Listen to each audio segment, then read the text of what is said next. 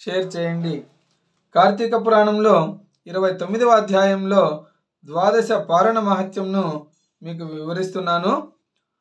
విష్ణు చక్రము అదృశ్యమైన తరువాత అంబరీషుడు పాపరహితుడైన దుర్వాస మునీంద్రులకి సాష్టాంగ నమస్కారం చేసిన తదుపరి, మునివర్య, పాపకూపంలో పడుతున్న గృహస్థుడినైన నన్ను క్షమించి నా అతిథి సత్కారాలు స్వీకరించుము.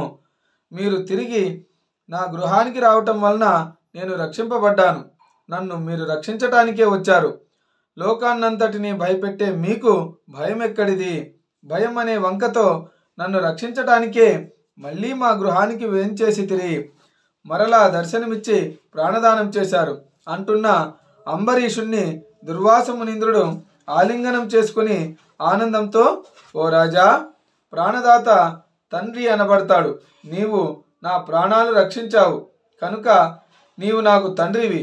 నీకు నేను నమస్కరిస్తే నీకు కష్టాలు కలుగుతాయి.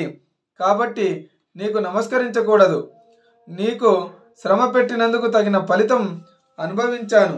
నా కష్టాన్ని బ్రాహ్మణ వ్యక్తి గల నీవు తీర్చావు.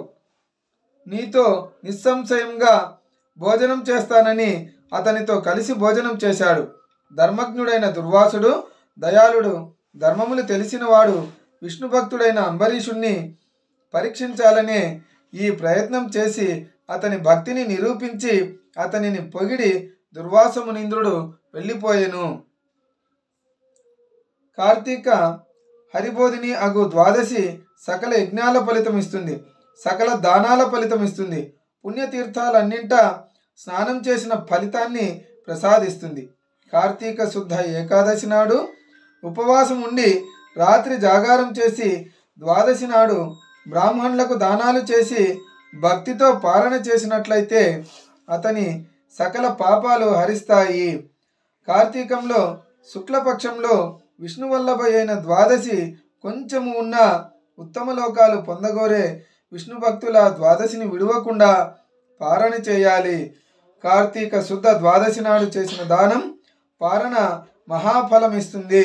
ఈ ఉపాఖ్యానము శ్రద్ధాభక్తులతో వినినవారు సకల పాపాల నుండి విముక్తులై పుత్రపౌత్రాదులు సకల సుఖాలు అనుభవించి ఉత్తమ గతిని పొందుతారని అత్రి మహర్షి అగస్త్యునకు వివరించను. పురాణ శ్రవణం ఛానల్ను వీక్షించండి, లైక్ చేయండి, సబ్స్క్రైబ్ చేయండి. ఓం నమః శివాయ.